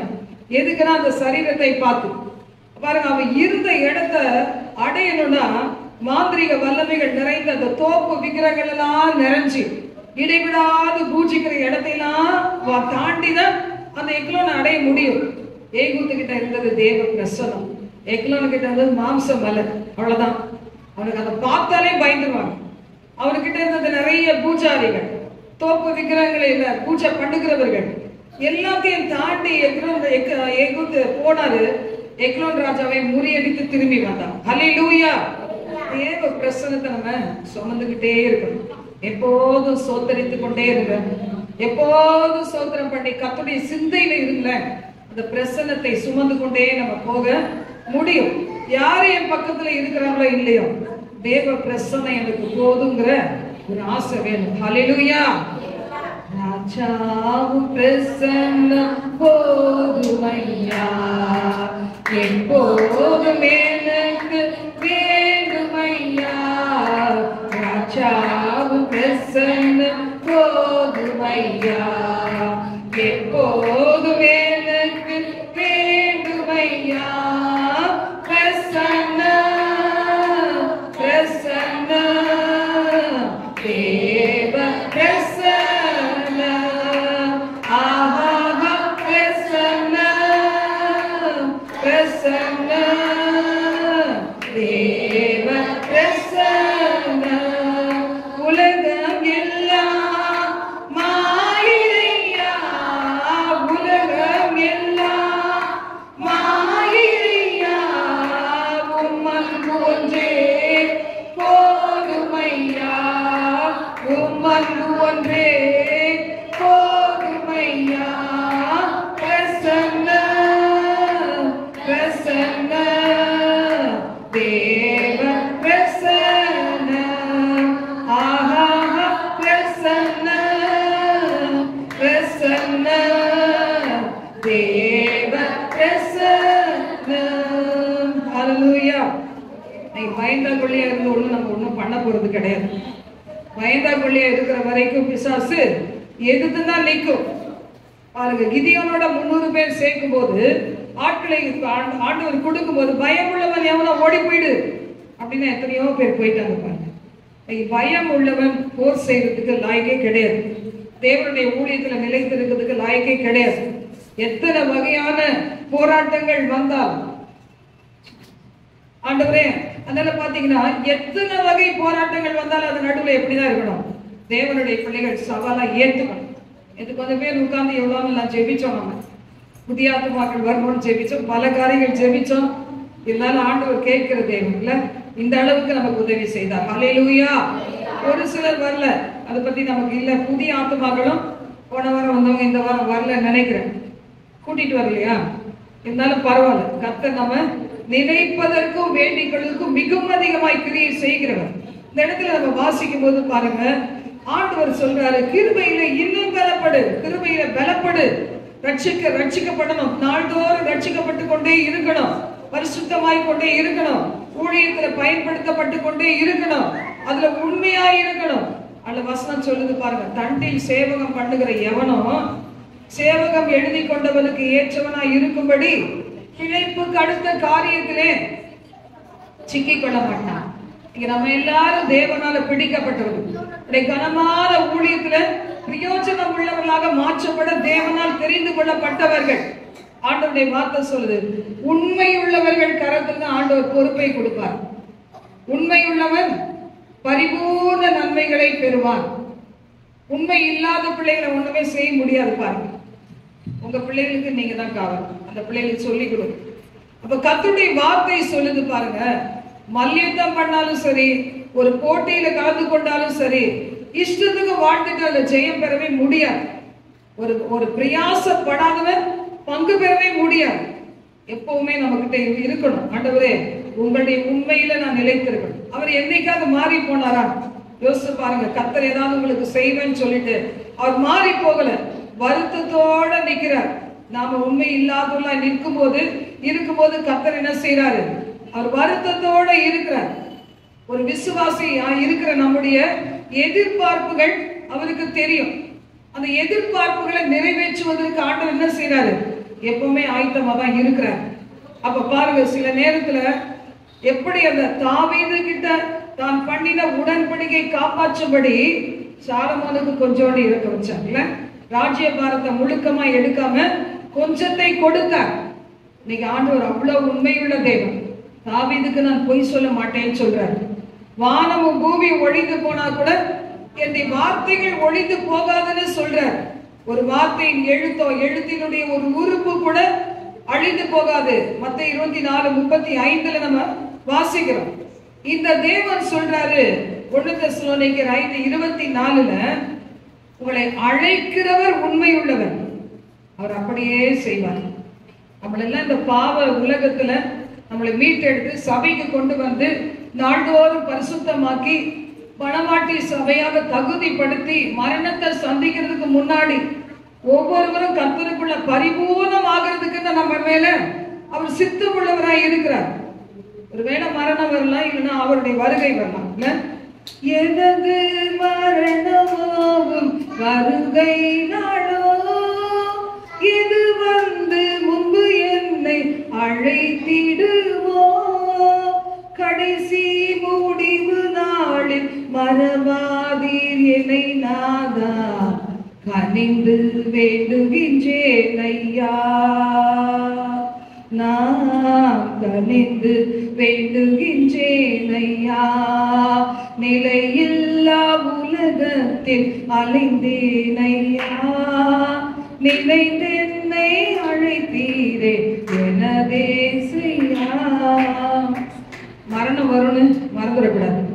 எனது மரணமோ அவரது வருகை நாளும் எது வந்து முன்பு அழைத்தாலும் அது என்ன செய்யணும்? நான் ஆயத்தமாய் இருக்க வேண்டும். கர்த்தர் அதற்காக தான் உங்களை என்ன செய்திருக்கிறாரு? இந்த உலகத்துல அழைத்திருக்கிறார். அதே சமயம் நமக்கு தேவன் கொடுத்த வாழ்க்கையில எப்படி வாழணும்? ஒரு வெற்றி நிறைந்த வாழ்க்கை வாழணும். எல்லாரும் பரிசுத்தத்துக்கு போராடி பரிசுத்தத்துல நிலைத்திருக்கணும். விசுவாச போராட்டம் வரும். ஆனா அந்த விசுவாச போராட்டத்துல எப்படி இருக்கணும்? அதுல உறுதியா இருக்க வேண்டும். யாரும் விசுவாச போராட்டத்தை போராடாம பரலோகத்துக்கு போயிட முடியாது. கடைசி வரைக்கும் பிசாசின் கிரிகள் என்ன செய்யும்? தேவனால் தெரிந்து கொள்ளப்பட்ட பிள்ளைகளுக்கு விரோதமா எழும்பதான் செய்யும். இவங்கெல்லாம் கர்த்தருடைய மந்தைக்கு போயிட்டாங்க, இவங்களை தொடக்கூடாதுலாம் நினைக்காது. அவளுக்கு விரோதமா எழும்பும். ஆனாலும் நம்ம எதற்காக ஆண்டவர் வச்சிருக்கிறாரு? ஜெயம் எடுப்பதற்காக. அப்போஸ்தலனாகிய பவுல் சொல்றது நீங்க யோசித்து பாருங்க. போற இடமெல்லாம் பிரச்சனை தான், போற இடமெல்லாம் எதிர்ப்பு தான். ஆனாலும் பாத்தீங்கன்னா எங்களை எல்லா இடங்களிலையும் வெற்றி சிறக்க பண்ணுகிற தேவனாகிய கர்த்தருக்கு ஸ்தோத்திரம் உண்டாவதாக சொல்லுவார். எதிர்ப்பு வந்தாதான் ஜெயிக்கிறதுக்கு நமக்கு எவ்வளவு பலன் இருக்குன்னு தெரியும் பாருங்க. தனியா விட்டாதான் நம்மளால வாழ முடியுமா முடியாதான்னு தெரியும். அப்படிதானே? தனியா இல்லாம நீ என்னை ஏத்துக்கோ, நீ என்னை ஏத்துக்கோ, நீ என்னை ஏத்துக்கோ உலகத்துல கதறி பாருங்க. நீங்க கதறி கூப்பிட அந்த சத்தத்துக்கு பதிலே கொடுக்காத உலகம். ஆனா என்னை தேவன் வைத்திருக்கிற நிலைமையில அவர் எனக்கு துணை நிற்பார்னு எப்போ நீங்க ஒப்பு கொடுக்குறீங்களோ, அந்த கர்த்தரை ஏற்றுக்கொள்ளுகிறீங்களோ, ஒரு சாட்சியாய் வாழ நிச்சயமா முடியும். ஹல்லேலூயா, ஹல்லேலூயா. நம்ம பெருமை கொள்ளக்கூடாது, மற்றவங்களை அலட்சியமாவும் நினைக்க கூடாது. ஆனா என்னது? தாழ்மை உள்ளவனா என் தேவன் இவ்வளவாய் என்னை கொண்டு வந்ததற்கும் நிலை நிறுத்துவதற்கும் என்னை எடுத்து நிற்க வைக்கிறதுக்கும் நடக்க வைக்கிறதுக்கும் நான் என் மாத்திரம் எல்லாமே ஆண்டவருடைய கிருபை. எத்தனை பேர் ஆமென் சொல்றீங்க? ஹல்லேலூயா, ஹல்லேலூயா. எப்பொழுது ஒரு துளி பெருமை கூட நமக்குள்ள வந்துடக்கூடாது. எல்லாவற்றையும் நம்ம ஆண்டவருக்கு அதை செலுத்த வேண்டும். ஆண்டவர் பாருங்க, ஒரு நாளும் அவருடைய குணத்துக்கு விரோதமா செயல்பட மாட்டார். ஒரு தேவையில நீங்க இருக்கீங்க வச்சுக்கோங்க, எங்கேயாவது போய் திருடி கொண்டு வந்து கொடுக்கணுமா? ஆண்டவர் அவர் உண்மையுள்ள தேவன். உன்னுடைய ஒத்தாசை வரும் பர்வதத்துக்கு நேராகும். நீ கண்களை ஏறெடுத்து பார். எனக்கு ஒத்தாசை வரும் பர்வதங்களுக்கு நேராக என் கண்களை ஏறெடுக்கிறேன். வானத்தையும் பூமியையும் படைத்த கர்த்தரிடத்திலிருந்து எனக்கு ஒத்தாசை வரும். ஆண்டவர் சொல்ல, உனக்கு தேவை வந்தா என்னை நோக்கி பார். சங்கீதம் 121 சொல்லப்பட்டிருக்கு. அப்ப நம்ம எப்படி இருக்கணும்னா, நமக்கு ஒத்தாசை வரக்கூடிய பர்வதத்துக்கு நேராக கண்களை ஏறெடுக்கணும். என் மகள் படிச்சு முடிச்சு வேலை கிடைக்கல, அதனால ஒரு சாபத்தின் கிரி எங்களுக்கு விரோதமா அனுப்பிச்சிருந்தாங்க. சத்துருக்கள் அனுப்பிச்சிருந்தாங்க, பிசாசுகளை அனுப்பிச்சு விட்டுருந்தாங்க. ஒரு சாபம் ஒரு வீட்டுல இருக்கும் போது எங்களுக்கு தெரியாம அந்த வீட்டுல போய் நாங்க எங்களுடைய சொந்த வீடா தான் அது இருந்தது. நாங்க அந்த இடத்துல போய் மடமடன்னு நல்லா வெளிச்சமா இருக்குன்னு போய் கால் வச்சுட்டோம். அங்க போய் நாங்க எங்களுடைய பொருட்கள் எல்லாம் ஷிஃப்ட் பண்ணிட்டு கீழே வந்து நாங்க லீஸ்க்கு விட்டுட்டோம். அங்க போய் கால் வச்சோமா இல்லையோ, அந்த சாபத்தின் கிரிகள் எங்களுடைய குடும்பத்தை வாட்டி வதைக்க ஆரம்பிச்சது. அந்த நேரத்துல என்னுடைய பிள்ளைகள் எப்படி ஆண்டவருடைய கிருபையினால் எல்லாம் படிச்சாங்க. என் மக படிச்சு முடிச்சுட்டா, ஆனா வேலை கிடைக்கல. அந்த நாள்ல பாத்தீங்கன்னா அவெல்லாம் ஆவிக்குரிய வாழ்க்கையில அந்த நாள்ல எனக்கு ரொம்ப உறுதுணையா இருந்தா. ஒரு குடும்பத்துல ஒரு பிள்ளைய உங்க பக்கம் வச்சுக்கோங்க. கணவன் வரவே இல்லையா, ஒரு பிள்ளைய உங்க பக்கத்துல வச்சுக்கோங்க. அதை நல்லா உருவாக்குங்க. 2 பேர் சேர்ந்தீங்கன்னா குடும்பத்தின் தலையெழுத்தையே மாத்தலாம். அப்படிதான் நானும் என்னுடைய மகளும் சேர்ந்து 3 நாள் உபவாசம் இருந்தோம். 3ஆவது நாள் தான் உபவாசத்தை முடிச்சோம். ஏதோ கிடைச்சதை குடிச்சுக்கிட்டு நானும் அவளுமா சேர்ந்து உபவாசித்து நாங்க எப்பவுமே என்ன செய்வோம்னா, அங்க நிறைய ரூம் இருக்கும். ஆளுக்கு ஒரு ரூம்ல போய் நாங்க உட்காந்துருவோம். எனக்கு ஒரு தனி ரூம், அவளுக்கு ஒரு தனி ரூமு. சாயந்தரம் நாங்க 2 பேரும் வந்து ஏதாவது குடிக்கணும்னா வருவோம், டீ குடிப்போம், ஏதோ குடிப்போம். அப்புறம் போய் திரும்பியும் போய் கதை படிச்சுவோம். அதுக்கப்புறம் நைட்ல நாங்க பிரேயரை முடிச்சுட்டு தூங்குவோம். அந்த மாதிரி 3 நாள் நாங்க அப்படி செபிக்கும் போது பாருங்க, நான் என்ன நினைச்சிருந்தேன், அவ வேலைக்கு போயிட்டா, அவ வீட்டுல இருந்தா, நான் மட்டும்தான் போனேன். நான் மட்டும்தான் ஒரு சபைக்கு பிரதர் கலைமணி பிரதருடைய சபையில ஊழியம் நடந்துட்டு இருக்கும்போது நான் போனேன். அப்ப என்னுடைய வீட்டுல உட்கார்ந்துட்டு இப்படியே நான் 3ஆவது நாள் ரொம்ப டயர்டு வேற. ஆனா என்னன்னா பரவாயில்ல, ஊழியத்துக்கு போயிட்டு வந்து சாப்பிடலாம் அந்த தெம்பு மனசுல. அப்ப பசி வேற, வெளியே வேற போனோம், பஸ்ல தான் அப்பெல்லாம் போக முடியும். அப்ப அந்த நேரத்துல பாத்தீங்கன்னா அப்படியே உட்கார்ந்து தூங்கிட்டு இருக்கும்போது பாத்தீங்கன்னா ஆண்டவர் என்னோட இடைப்பட்டார். என் மகளே, நீ துதிக்க மாட்டாயா, துதிக்க மாட்டாயா? எனக்கு ரொம்ப கோபம் ஆண்டவர் மேல. எவ்வளவுதான் தாங்குறது, திராணிக்கு மிஞ்சி சோதனைகள். அப்ப நான் சொன்னேன், ஆண்டவரை எதுக்கு துதிக்கணும்? என் ஹஸ்பண்ட் வேலை போச்சு, என் பிள்ளைகள் படிச்சுட்டாங்க, என் மகா படிச்சுட்டா, அவளுக்கு ஒரு வேலை இல்லை. இப்ப எதுக்கு துதிக்க சொல்றீங்க ஆண்டவரை? ஊழியத்தை நான் செய்யறேன், அதுல இருந்து 5 பைசா எனக்கு எடுத்துக்க மாட்டேன். அப்ப எப்படி எதுக்குதான் நான் துதிக்கணும் அப்படின்னு சொல்லிட்டு கண்ணை மூடிட்டே ஆண்டவரோட ஃபைட்டு போட்டுட்டே இருக்கிறேன். கடைசியில் ஆண்டவர் என்ன விடுறதாவே இல்லை. என் மகளே, என் மகளேன்னா ஒரு பக்கம் கிடைக்கிறது. ஏன்னா என்னை யாரும் அப்படி கூப்பிட்டதே கிடையாது. எங்க அப்பாவோ எங்க அம்மாவோ ரொம்ப ஆசையா என் மகளேன்னு என்னை நோக்கி கூப்பிட்டிய, என்னை கூப்பிட்டு பழக்கமே கிடையாது. அப்ப பாத்தீங்கன்னா ரொம்ப சாஃப்ட் ஆயிடுச்சு இருதயம். கடைசியில சொன்னேன், அப்ப கூட கோவமா தான் சொன்னேன், துதிச்சு தொலைறாண்டவரே அப்படின்னு. ஏன்னா அவ்வளவு நெருக்கம். அப்ப பாருங்க, ஏன்னா இப்படி போயிட்டு அங்க போயிட்டு முடிச்சுட்டு வந்துட்டேன். அன்னைக்கு ராத்திரி என்னுடைய மகளுக்கு வந்து கனவுல தேவன் வெளிப்பாடுகளை கொடுத்து பெரிய பள்ளி, 2 பள்ளி. அந்த பள்ளியை பார்த்தாலே அது பிடிக்காது. என் வீட்டுல ஒண்ணு தவிர அடிச்சு 10 வரைக்கும் அதை விடவே மாட்டேன். யாரையாவது கூப்பிட்டு காசு கொடுத்தாது 50 ரூபாய் நான் கொடுக்குறேன், இந்த பள்ளியை மட்டும் வெளியே விட்டுருங்க அப்படி சொல்லி கூட பள்ளியை தூக்கி விட்டுருக்கேன், வெளியே தூக்கி. பாத்தீங்கன்னா அந்த பள்ளி நல்ல பெரிய பள்ளி, அதுல ஒரு பள்ளியை அவ அடிச்சிட்டா, இன்னொரு பள்ளி தப்பிச்சு ஓடி போயிடுச்சு. அது என்னமோ தெரியல எனக்கு, இந்த பள்ளின்னா கனவுல எல்லாம் ஒரு மாதிரி அருவருப்பா வருது. அதுக்கு ஆவிக்குரிய மீனிங்லாம் என்னன்னு தெரியாது. இப்ப நான் என் மகனுடைய வீட்டுக்கு கத்தாருக்கு போயிருக்கும்போது அப்படிதான் ஒரு நாள் ஜெபிச்சு தூங்கிட்டேன். அப்ப பாக்குறேன் ஒரு பெரிய பள்ளி, முதல்ல சைஸுக்கு பள்ளி. நீங்க யாரா பாத்துருப்பீங்களா பாருங்க, கனவுல தான் இப்படிலாம் வரும். அந்த பள்ளி இருக்குது. நான் கண்டுபிடிச்சிட்டேன், ஒரு ஊழியக்காரர் வந்திருக்கிறாரு எங்க வீட்டுக்கு. அவர் தின்ன மாதிரி இருக்குது, அங்கதான் உட்கார்ந்து இருக்கிறார், உள்ள வரல. வந்தோடனே நான் அப்படியே பார்த்துட்டே இருக்கிறேன், ஒரு பெரிய பள்ளி கண்டுபிடிச்சிட்டேன். அதுக்கப்புறம் 2 குட்டி பள்ளி.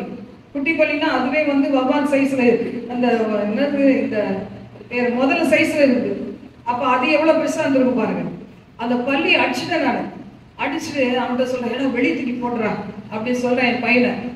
டேவிட் அவன் என்ன செய்யறான்னா, ஒரு பெரிய எதையோ ராடு மாதிரி கட்டி தரன்னு இழுத்துட்டு போறான். இழுத்துட்டு போய் இங்க இருந்து டஸ்ட்பின்ல கொண்டு போறான். அது என்னமோ அவ்வளவு கிரேனை வச்சு இழுத்த மாதிரி இழுக்குது. இழுத்து அங்க போயிடுச்சு. அப்ப நான் சொன்னேன், ஏடா ஏதோ ஒரு சாபத்தின் கிரிய உங்க வாழ்க்கையில முறிச்சிருக்கு, ஆனா இன்னும் 2 இருக்கு, அதை தப்பிச்சிருச்சு. நான் சொல்றேன், அங்க யாரும் 2 பேர் விளையாடுறாங்க, அதை தூக்கி போடு, அதை அடிச்சு போடுங்கிற. கலர் கலரா வேற இருக்குது, அது மீன் கலர் கலர் மீன் இருக்க மாதிரி, அது டிஃப்ரெண்ட் பள்ளியா இருக்கு. பாருங்களேன், சாபத்தின் கிரிகள் என்ன செய்யுது, ஒரு சில இடத்துல இருந்துட்டு தெரியாம அந்த இடத்துல போய் காலை வைக்கும் போது, அவங்களுடைய கொடுத்த சாப்பாட்டை வாங்கி சாப்பிடும் போது, அவங்களோட ஐக்கியம் வைக்கும் போது, தேவையில்லாத உறவு வைக்கும் போது பாத்தீங்கன்னா நல்லா இருக்கிற நம்மளையும் கொண்டு சாபத்துல தள்ளி விட்டுருக்கு. அதுல எவ்வளவு காலங்கள் போராடி அவளுக்கு ஒரே வாரத்தில் நல்ல வேலை கிடைச்சிச்சு. நல்ல வேலை கிடைச்சி கிராஜுவலா அந்த ஆசீர்வாதம் பெருகிட்டே போச்சு. இன்னைக்கு அவளை ஆசீர்வாதமா வச்சிருக்கிறேன். ஆண்டவர் நல்லவர் பாருங்க. போராடி ஜெபிக்க உங்க குடும்பத்துல ஒருத்தரையாவது உங்களோட வச்சுக்கங்க. அதுதான் நான் சொல்றேன். என் வீட்டுக்காரர் ரட்சிக்கப்படல, என் வீட்டுக்காரன்னு அவரை போடாதீங்க பழியில. உங்களுக்கு ஒரு பிள்ளை, உங்க பிள்ளை ஒரு பிள்ளை, அந்த பிள்ளைய நீங்க உங்க பக்கத்துல வச்சுக்கிட்டீங்கன்னா, அவங்கள உருவாக்குனீங்கன்னா, எங்கேயோ உங்களை வாழ்க்கை ஆசீர்வாதத்துக்கு நேரா போகும் பாருங்க. உங்களோட இருந்து கர்த்தரை யார்கிட்ட ப்ரூவ் பண்ணா அடுத்தவங்க கட்டாயமா தேவன் கூட வந்துதான் ஆகும். அவ பாருங்க, ஒண்டியா இருப்பதிலும் இருவர் கூடி இருப்பது நலம்னு வேதம் சொல்லுது. அதே மாதிரி கர்த்தர் ஒரு நாளும் தன்னுடைய ஸ்பாவத்துக்கு மாறி எதுவுமே செய்ய மாட்டார். மந்திரவாதிகள்கிட்ட போனா உன்னை கொடுப்பாங்க, இல்ல அதை ட்ரை பண்ண, இதை ட்ரை பண்ண ஏதோ சொல்லுவாங்க.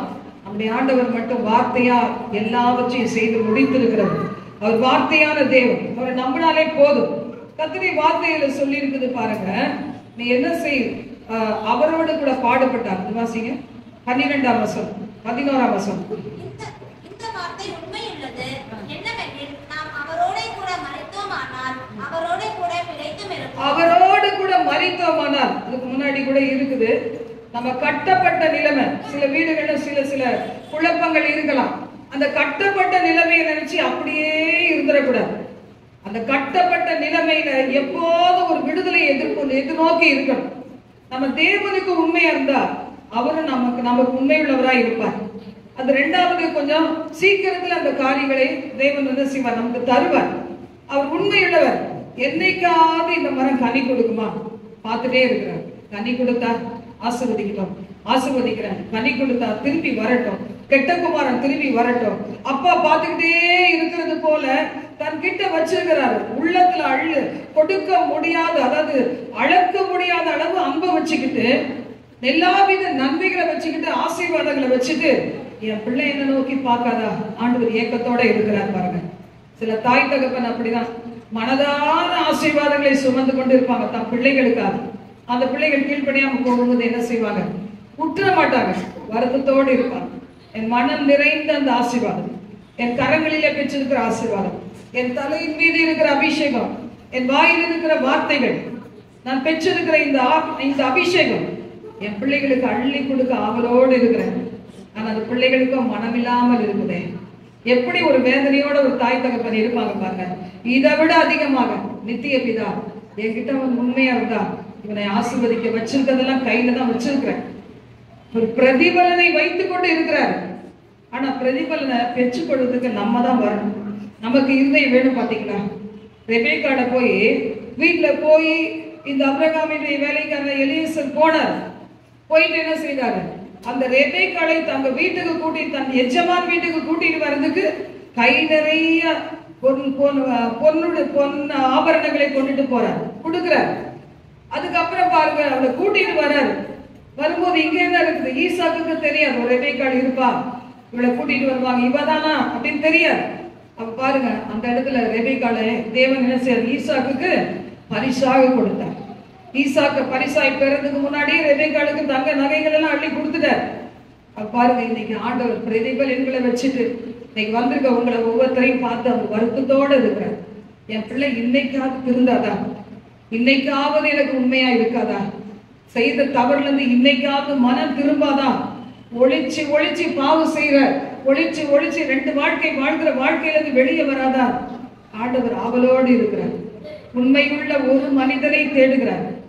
தேவனை தேடுகிற ஒரு உணர்வுள்ளவன் உண்டோ என்று சொல்லி பார்க்க பரலோகத்திலிருந்து அவருடைய கண்கள் ஆவலோடு உங்களை என்னையும் பார்த்துட்டே இருக்கு. நாம அவருக்கு வெட்கத்தை கொடுக்க போகிறோமா, அவருக்கு வெட்கத்தை கொடுக்கிறோம் நம்ம நினைச்சோம்னா அது நமக்கு தான் வெட்கம். பாருங்க, நமக்கு தான் அவமானம். நமக்கு வைத்திருக்கிற நன்மைகளை நாம் பெற்றுக்கொள்ள முடியாத தடைகள் நம்ம தான் சந்திக்கணும்.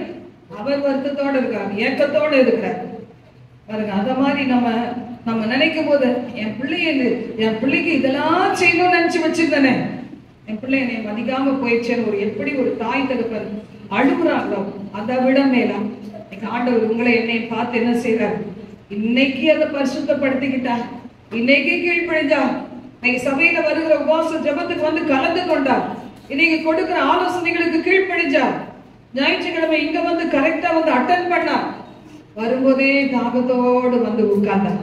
என் பிள்ளைகள் ஆசீர்வதிக்கிற ஆசீர்வாதம் எப்படி இருக்கும். வாரத்துக்கு ஒரு நாள் தான்ப்பா வரேன், என்னை ஆசீர்வதிச்சணும்னு ஆசையோட வரணும். நான் ஒரு சில ஊழியர்களை என்னால கலந்து கொள்ள எப்பவுமே முடியாது. போறப்ப தீர்மானத்தோட போவேன், வெறும் கையாக்கான மாதிரி போறேன். என்கிட்ட இருந்தாலும் எனக்கு அது அப்படிதான் தெரியும். ஏன்னா அவ்வளவு அளவு கடங்காத அபிஷேகம் வேணும், அளவு கடங்காத அக்கினி வேணும், தேவனுடைய வெளிப்பாடுகள் நிறைந்த வார்த்தைகள் வேணும். ஆசையோடு போவேன், பெற்றுக்கொண்டு திரும்புவேன். நாளைக்கு கேட்டா தெரியாது, போன வாரம் ஒப்பிச்சது இந்த வாரம் தெரியாம போகாதது. உள்ளுக்குள்ள இருந்து அதை அனல் மூட்டி எரிய விட்டுக்கிட்டே இருக்கணும். நேரத்துல உங்க மேலெல்லாம் கொடுக்கிற ஒரு விடுதலை, ஒரு அபிஷேகம், ஒரு தெய்வீக சுகம், இது எல்லாத்தையும் நீங்க வீட்டுக்கு கொண்டு போகணும். அப்படியே இங்கேயே விட்டுட்டு போயிடக்கூடாது. கொண்டு போய் அதை அனல் மூட்டி எரிய விடணும். இந்த வார்த்தைகளை வைத்து வைத்து வைத்து ஒரு வாரம் அளவுக்கு ஜெபம் பண்ணணும். நீங்க ஜெபிச்சு பாருங்க, ஆண்டவரே நீர் எவ்வளவு உண்மையுள்ளவரா, என்னை ஆசீர்வதிக்க விரும்புகிறீரா, என்னை உயர்த்த விரும்புகிறீரா, என்னை பயன்படுத்த விரும்புகிறீரா, நான் என்னை விட்டு கொடுக்கிற ஆண்டவரே நீங்க சொல்லி பாருங்களேன். இந்த வாரமெல்லாம் டைம் கிடைக்கும் போதெல்லாம் சொல்லி பாருங்களேன். நீங்க நினைப்பதற்கும் வேண்டிக் கொள்வதற்கும் மிகவும் அதிகமா எனக்கு கிரியை செய்வார். உங்களோட என்ன செய்வாரு? உறவாடுகிற ஒரு தேவன். கர்த்தருடைய வார்த்தை சொல்லுது, அவரோட செத்துப்போ, அவரோட பிழைத்திருப்பாய். இயேசுவோட நான் ஒவ்வொரு நாளும் செத்து போகிறேன், என் உணர்வுகளுக்கு செத்து போகிறேன். ஒரு மனுஷியா நான் இருந்தா எத்தனையோ காரியங்களை ஏங்குவேன். பாத்தீங்களா, ஏங்குவேன்னா ரொம்ப அசிங்கமா எல்லாம் கிடையாது. எங்க பிள்ளைகள் என்னோட இருக்கணும், இல்ல நான் அவர்களோட இருக்கணும். அதை நான் ஒரு பிரசன்ஸ் நான் எதிர்பார்ப்பேன். இந்த உணர்வுகளுக்கு நான் மறிக்கிறேன். இப்ப என்னத்தை நினைச்சு நான் இதை மறிக்கிறேன்னா, நான் ஆண்டவருக்காக தேவனா தெரிந்து கொள்ளப்பட்ட ஒரு ஊழியக்காரன். அப்ப நான் என்ன செய்யணும்? சாவணும். அந்த உணர்வுகளுக்கு, இந்த ஆசைகளுக்கு சாவணும். ஒவ்வொரு நாளும் இப்படி உங்களுக்கு எல்லாம் என்னென்ன இருக்குன்னு நீங்க யோசித்து பாருங்க, உங்களுக்கு தான் தெரியும். ஒவ்வொரு நாளும் இந்த உணர்வுகளுக்கு மதிப்பு கொடுத்து உணர்ச்சியின் படியில நம்ம வாழக்கூடாது. உணர்ச்சியின் படி, உணர்வின் படி வாழக்கூடாது. கர்த்தருக்காக சாவணும். கர்த்தருக்காக மரிக்க மரிக்க மரிக்க கிறிஸ்து நமக்குள்ள பெருகிட்டே இருப்பார். அவர் ஜீவன் நம்மளுக்குள்ள பெருகிக் கொண்டே இருக்கும். அழிக்கிறதுக்கு ஆண்டவர் நம்மளுக்கு எவ்வளவு மெத்தட் கொடுத்திருக்கிறாரு. உபவாசத்தோட ஜெபத்தோட நம்ம அழிக்கலாம். நம்மளை ஆக்குபை பண்ண எப்பொழுதுமே பாருங்க சொல்லுவாங்க, empty mind is a devil's workshop. நிறைய பேர் எம்டியாவே இருப்பாங்க. பாருங்க, ஒண்ணு இல்லைன்னா இன்னொன்னு செய்யுங்க, ஏதோ ஒண்ணு செய்யுங்க. என் நேரமெல்லாம் நான் சர்ச்சில் செலவழிக்கிறேன். பொண்ணு கூட கேட்டுச்சு, எப்ப பார்த்தா சர்ச்சு, எப்ப பார்த்தா உபவாசம் ஜெபம். பேசாம ஒரு வாரம் அங்க வாங்க, நான் டிக்கெட் போட போறேன். இல்ல இல்ல நான் பெரிய வேலை செஞ்சுட்டு வர முடியாது அப்படின்னு. முன்னாடி தான் போயிடுவேன், கொஞ்சம் ரிலாக்ஸா போயிட்டு வரலாம். அப்படிதான் இருக்குது, உடம்பு வலி, கொஞ்சம் டயர்டா தான் இருக்குது. ஆனா இந்த தடவை சொன்னேன், இல்ல வர முடியாது, நான் பெரிய வேலை செஞ்சிருக்கேன், வர முடியாது. போதும் போதும், நீ யாருக்காக வாழணும்? வாழ்றது கர்த்தருக்காக வாழ்றேன்.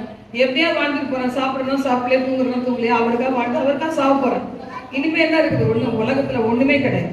ஆண்டுடைய வார்த்தை சொல்லுது, என்னோடு கூட பாடுகளை சகித்தா என்னோட ஆளுகை பெறும், ஆளுகையில பங்கு பெறுவார். இதெல்லாம் சும்மா விட்டுறவே மாட்டாரு பாருங்க. உலகம் வேணா நம்மளை கண்டுக்காது, சும்மா சும்மா விட்டுறோம். கர்த்தர் ஒரு நாள் விட மாட்டார். ஹல்லேலூயா, ஹல்லேலூயா. நாம் உண்மை இல்லாதவர்களா இருந்தாலும் அவர் உண்மையுள்ளவராய் இருக்கிறார். குடும்பத்தை உண்மையா நேசிச்சு பாருங்களேன், அதுக்கு தகுதியே இருக்காது. ஆனா நீங்க நேசிச்சு பாருங்களேன், ஒரு நாள் அது உணரும். இவ்வளவு அன்பு வச்சிருந்தாங்களா, இவ்வளவு தூரம் எனக்காக ஜெபிச்சாங்களா, இந்த திருப்புல நின்னாங்களா, எனக்காக யாரோ ஒருத்தர் ஜெபிச்சதுனால தான் நான் இங்க நிக்கிறேன். இத்தனை மணி நேரம் என்னால நிக்கவே முடியாது, எல்லாருக்கும் தெரியும். ஒரு ஊழியத்துல கலந்துக்கிட்டப்ப நான் சொன்னேன், இடம் இல்லாம இப்படி புடிச்சிட்டு நிக்கிறேன் ஆண்டவரே. என் ஊழியத்துல போய் 2 மணி நேரம் 3 மணி நேரம் நிக்கணும். எனக்கு கிருபைத்தார், அபிஷேகத்தில் நடத்தணும், வார்த்தைகளை போதிக்கணும், ஆராதனை நடத்தணும். கிருபை தாரும்போது கர்த்தர் கிருபை தந்திருக்கிறார். ஹல்லேலூயா. ஆண்டவருடைய வார்த்தை சொல்லுது, நாம் எப்படி இருக்கணுமா? உண்மையா இருக்கணும். ரோமர் 8:17 வாசிப்போம். நேரம் ஆயிடுச்சு, வாசிக்கலாம். ரோமர் 8:17. நாம் பிள்ளைகளானால் சுதந்திரருமாமே, தேவனுடைய சுதந்திரரும் கிறிஸ்துவுக்கு உடன் சுதந்திரருமாமே. கிறிஸ்துவுடனே கூட நாம் மகிமைப்படும்படிக்கு அவருடனே கூட பாடுபட்டால் அப்படியாகும். நாம் பிள்ளைகளானால் சுதந்திரருமாமே. தேவனுடைய பிள்ளைகள்னா ஒண்ணு இல்லாத பிள்ளைகள் மாதிரி, ஒண்ணு இல்லாத பிச்சைக்காரங்களா இருக்கவே கூடாது. தேவனுடைய பிள்ளைகளுக்கு என்ன அதிகாரம் இருக்குது? பிதாவாகிய தேவனிடத்துல இயேசு கிறிஸ்து பெற்ற எல்லா அதிகாரம் இருக்குது, எல்லா அதிகாரம் இருக்குது. நான் என்ன பண்றது? கீழே விழுந்துட்டேன், நான் என்ன பண்றது? பாவத்துல போயிட்டேன், அப்படி சொல்றதுக்கு இல்ல. நான் தேவனுடைய பிள்ளை, நான் என்ன செய்வேன்? தேவனால் ஜெயிக்கப்பட்டிருக்கிறேன், தேவனால் பிறக்கப்பட்டிருக்கிறேன், அவருக்குள் நான் பிறந்திருக்கிறேன். எத்தனை பேர் கர்த்தருக்குள்ள பிறந்திருக்கீங்க? ஹல்லேலூயா, ஹல்லேலூயா. தேவனால பிறந்தவங்க பாவம் செய்ய முடியுமா? நம்ம மாம்சத்துல இருந்த முதல்ல தகப்பனுக்கு தாய்க்கு தேவனை அறியாத போது பிள்ளைகளா இருந்த போது பாவம் செய்தோம். ஆனா வசனத்தை கேட்டு ஆண்டவருக்குள்ள வரும்போது, ஜலத்தினாலும் ஆவினாலும் பிறக்கும் போது நம்ம என்ன செய்திருக்கிறோம்? மறுபடியும் பிறந்திருக்கிறோம். யாருக்குள்ள பிறந்திருக்கிறோம்? தேவனுக்குள்ள பிறந்திருக்கிறோம். தேவனால் பிறந்த எவனும் பாவம் செய்யா, பொல்லாங்க அவனை தொடாம். இந்த நம்பிக்கை இருக்கணும். சும்மா அங்க பார்த்தா வழி இருந்து, இங்க பார்த்தா வழி இருந்து, அங்க பார்த்தா கண்டு காமிக்கிறது, இதெல்லாம் நம்முடைய வாழ்க்கையில நாமே போட்டுக்கிற சூனியம். வேற எவரும் செய்வனா? நீங்களே உங்களுக்கு செய்கிற காரியம். அதுல நம்ம ஜாக்கிரதை உள்ளவர்களாக இருப்போம். கர்த்தருடைய வார்த்தை சொல்லுது, படிங்க. இக்காலத்து பாடுகள் இனி நம்மில் வெளிப்படும் மகிமைக்கு ஒப்பிடத்தக்கவர்கள் அல்ல என்று ரோமர் 8:17 வாசிச்சேன். கிறிஸ்துவுடனே கூட மகிமைப்படும்படி அவரோடு பாடுபட்டார். என்ன செய்வார்? அவரோடு நம்ம ஆளுகை செய்ய முடியும். அடுத்த நீதிமொழிகள் எல்லாம் நிறைய இருக்குது, நீங்க வாசித்துக் கொள்ளுங்க. 12:17 முதல் 19 வரைக்கும் வாசித்துக் கொள்ளுங்க. இதுல என்ன சொல்லி இருக்கு பாருங்க. பொய் நாவு ஒரு நிமிஷம் தான், ஆனா உண்மையுள்ளவன் என்ன செய்வான்? பரிபூர்ண நன்மைகளை பெறுவான். உண்மையாய் நடக்கிறவங்க ஆண்டவருக்கு ரொம்ப பிடிக்குமா? உண்மையாய் நடக்கிறவர்கள் அவருக்கு பிரியம். அப்ப பாருங்க, இன்னைக்கு ஆண்டவர் நம்மளோட பிரியமா இருக்கணும்னா நடுவிலே உலாவி உன் தேவனாய் இருப்பேன், சந்தோஷமாய் நம்ம மேல களி கூர்ந்து நம்மளை பார்க்கணும், நம்மளை ஆசீர்வதிக்கணும்னா நம்ம கிட்ட உண்மை வேணும். கடமையில உண்மை வேணும். ஒவ்வொரு கடமையில, ஒவ்வொரு உங்க கிட்ட கொடுத்த ஒவ்வொரு பொறுப்புல உண்மை வேணும். அந்த உண்மை இருந்துச்சுன்னா கட்டாயமா இம்மையிலும் மறுமையிலும் நாம பெயர் பெற்ற பிள்ளைகளாய் ஆசீர்வதிக்கப்பட்ட பிள்ளைகளா இருக்கலாம். ஜெபம் பண்ணலாம். எழுந்து நிற்கலாமா? நீங்கள் பரலோக தேவனே, உமக்கு நாங்கள் நன்றி செலுத்துகிறோம், உம்மை துதிக்கிறோம், உம்மை துதிக்கிறோம், உம்மை ஸ்தோத்தரிக்கிறோம், உம்மை மகிமைப்படுத்துகிறோம். ஆண்டவரே, இந்த நாளிலே கூட என் அன்பு தகப்பனே, ஆண்டவரே, உண்மை உள்ளவன் பரிபூர்ண நன்மைகளை பெறுவான். தாவீது ராஜாவாய் இருந்தாலும் உண்மை உள்ளவராய் இருந்தார். அப்பா, யோசேப்பு தனக்கு எஜமான இடத்திலையும் ஆண்டவரை தன்னை அழைத்த தேவனிடத்தினை அபிஷேகித்து தெரிந்து கொண்ட தேவனிடத்துல உண்மையுள்ளவராய் இருந்தார். ஆண்டவரே, ஆண்டவரே, உடைய காரியமெல்லாம் வாய்த்தது என்று வேதத்துல வாசிக்கிறோம். பிதாவின் சித்தத்தை ஏற்றுக்கொண்ட இந்த பூமியிலே வந்த ஆண்டவராகிய இயேசு கிறிஸ்துவாகிய நீர் உண்மையுள்ளவராக இருந்தீர். ஆண்டவரே, மரண பரிந்த தன்னை தானே தாழ்த்தினீர்.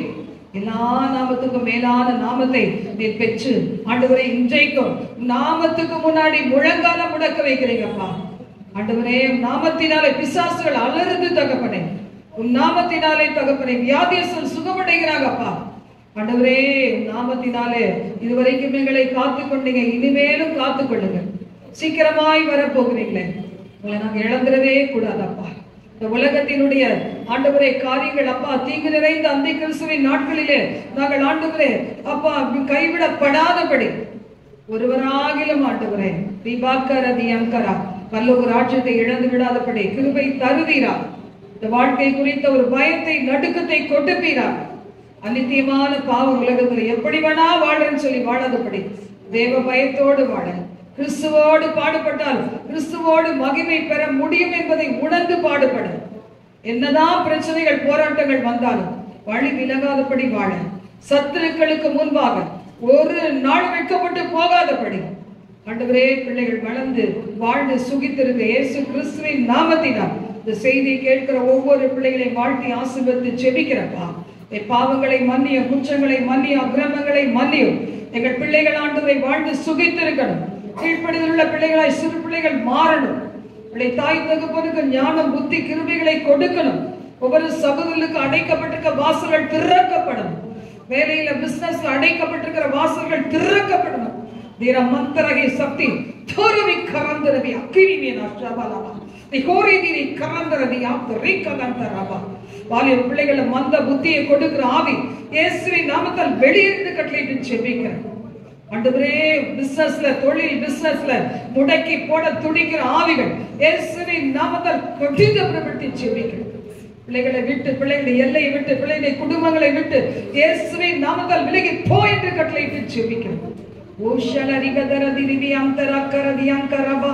பிசாசின் போராட்டத்தை கொடுக்கிற ஆவிகள், கனநித்திரைய கொடுக்கிற ஆவிகள், வேத வசனத்தின் மீது சலிப்பை கொடுக்கிற ஆவிகள் விலகி ஓடி என்று கட்டளையிட்டு ஜெபிக்கிறேன். இயேசுவின் இரத்தத்தை இந்த சபையிலே தெளிக்கிறது. நீ கரந்தனமி ஆகியாத்து பிராக்கிருதி ஷமாதுமி ஆஸ்ருதிமி ஆதர்பனா. நீதியின் மேல் பசிதாக உள்ள பிள்ளைகளை எங்களை மாற்றுவர், ஒவ்வொருவரையும் மாற்றுவர் தகப்பனே. கர்த்தர் ஆசீர்வதிங்க, உயர்ந்த அடைக்கலத்திலே வைங்க தகப்பனே. நான் உண்மையாய் இருந்து இவைகளை இழந்து போயிட்டேனேன்னு வாடி தவிக்கிற பிள்ளைகளுக்கு 2 மடங்கு நன்மைகளை கொடுத்து, இதற்காகத்தான் நீ அந்த காரியத்துல நீ அதை சந்தித்தாய் என்பதை உணரச் செய்யுங்கப்பா. உண்மை உத்தமான இருதயத்தோடு உங்களை பின்பற்ற கிருபை தாரும். ஆக்டிவாய் இருக்க உதவி செய்யும். ஒவ்வொரு நாளும் வேலைகளை கொடுங்க, ஆசீர்வதிங்க. பெரிய காரியங்களை எதிர்பார்க்கிறோம். எல்லா துதிகனமையும் எல்லாம் ஒருவருக்கே செலுத்துகிறோம். இயேசுவின் நாமத்தில் ஜெபிக்கிறோம் பிதாவே, ஆமென் ஆமென். சென்று சொல்ல பிதாத்மாவே கர்த்தரே ஸ்தோத்திரி. என் முழு உலகமே உடைய பரிசுத்தாப்பை சோத்ரி, நாத்மாவே கர்த்தரை சோத்ரி, விசாலமாகவே மறவாதே. ஆமென், ஆமென். ஹல்லேலூயா, ஹல்லேலூயா, ஹல்லேலூயா. காணிக்கைக்காக ஒரு பாடல் பாடும்போது காணிக்கை எடுக்கலாம். வயதானவங்க கொடுக்க வேணாம். சம்பாதிச்சு உழைக்கிறவங்க உழைப்பின் பலன் கர்த்தருக்கு கொடுக்க முடிந்தவங்க கொடுக்கலாம். ஒரு பாடலை பாடுவோம். ஹல்லேலூயா. பாடுறீங்களா இல்லையா?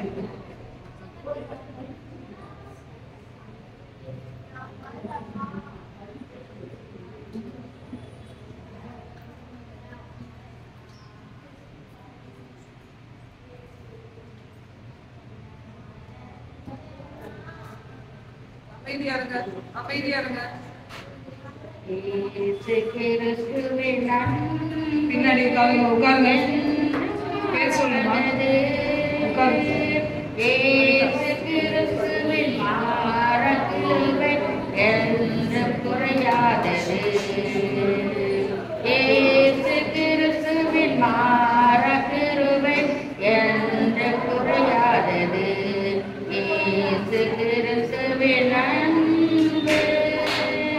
பாவி என்றனை இயேசு தள்ளவே மாட்டார், அவள் அவனை இயேசு அழைக்கிறாரே.